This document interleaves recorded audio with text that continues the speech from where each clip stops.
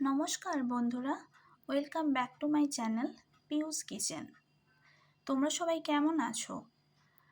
আমরা মোটামুটি ভালো আছি, ঠিক আছি। তো আজকে তোমাদের জন্য আবার একটা রেসিপি নিয়ে হাজির হলাম। তোমরা দেখতে থাকো। আমার হাতে এটা কি দেখেছো? এটা আমার মেয়ে বানিয়েছে। খুব সুন্দর বানিয়েছে না এটা? তাই এটাই দেখছিলাম বসে বসে। আজকে তোমাদেরকে একটা নতুন জিনিস দেখাচ্ছি, দাঁড়াও। এই দেখো বন্ধুরা, আমার উইন্ডোতে আমি খাবার দিয়েছি, এরকম কত পাখি এসেছে, এরা খেয়ে খেয়ে যায় এখান থেকে। স্কুইরালও আসে। এখন তোমাদেরকে আমি দেখাতে পাচ্ছি না, তবে একদিন দেখাবো। কি ভালো লাগে না এরা যখন এসে বসে এখানে। চলো এবার আমরা রেসিপির দিকে এগোই। আজ আমি তোমাদের জন্য নিয়ে চলে এসেছি একটা পনিরের রেসিপি।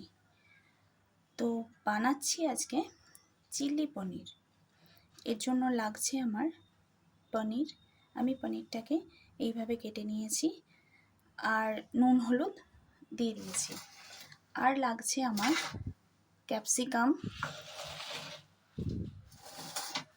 কাঁচা লঙ্কা, পেঁয়াজ, রসুন কুচিয়ে নিয়েছি, আর একটু আদা কুচোনো।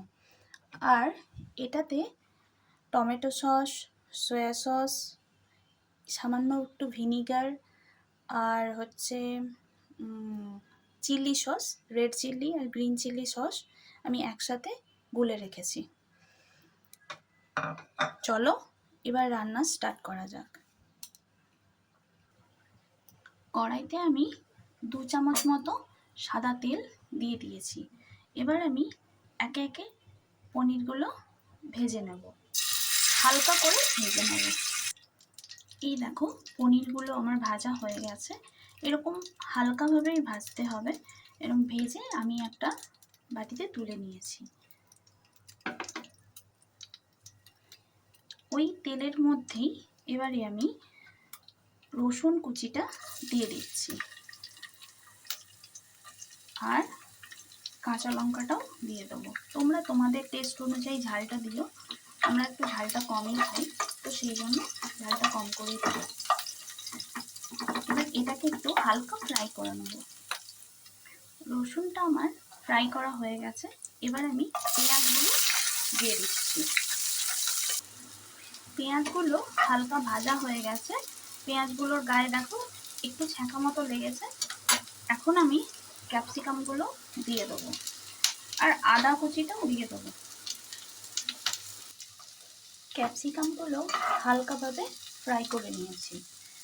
এবারে এখন আমার এর মধ্যে লাগবে নুন, হলুদ, কাশ্মীরি লঙ্কার গুঁড়ো, সামান্য একটু চিনি আর গোলমরিচের গুঁড়ো। এগুলো আমি এর মধ্যে দিয়ে দিচ্ছি। এবার কিছুক্ষণ একটু নাড়াচাড়া করে নেব। এবার মশলাগুলো আমার ভালোভাবে মিক্স করা হয়ে গেছে। এবারে আমি এর মধ্যে যে সসটা আমি মিক্স করে রেখেছিলাম, সেই সসটা আমি এর মধ্যে দিয়ে দিচ্ছি। খুব বেশিক্ষণ সসটা মিক্স করার দরকার নেই। এবার মোটামুটি মিক্স করে নেওয়ার পরে সামান্য ভালোভাবে একটু নাড়াচাড়া করে নেওয়ার পরে এবারে পনিরটা আমি এর মধ্যে দিয়ে দিচ্ছি। একটু হালকা হাতে এটাকে মিক্স করে নেবো, না হলে পনিরটা ভেঙে যেতে পারে। তোমরাও এভাবে করো। পনিরটা ভালোভাবে মিক্স করে নিয়েছি। এবার আমি এতে অল্প একটু জল অ্যাড করে দেবো।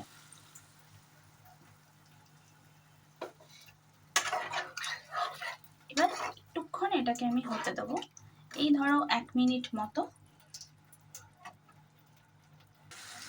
দেখো পনিরের জলটা অনেকটাই শুকিয়ে গেছে। এখন আমি একটা বাটিতে 1 চামচ কর্নফ্লাওয়ার দিয়ে তাতে একটু জল দিয়ে ঠান্ডা জল দিয়ে গুলে নিয়েছি। এটা আমি সসের বাটিতেই গুলেছি, সেই জন্য একটু লালচে লাগছে। হ্যাঁ, তো এটার জন্য কোনো প্রবলেম হবে না। তো এবার আমি এর মধ্যে কর্নফ্লাওয়ারটা দিয়ে দেবো। এবার ভালোভাবে এটাকে মিক্স করে নেব।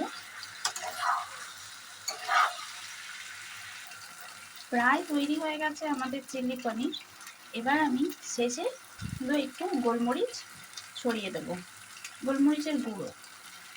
আমি বাড়িতে থাকা গোলমরিচ একটু ক্রাশ করে নিয়েছিলাম, তো সেই গোলমরিচ গুঁড়োই দিয়েছি। দিয়ে এটাকে মিক্স করে আমি এবারে গ্যাসের ফ্লেমটা অফ করে দিচ্ছি।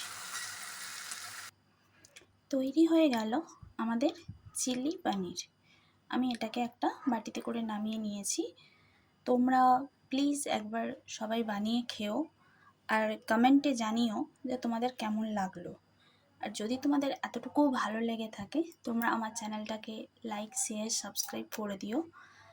আর তো আজকের মতো এটুকুই।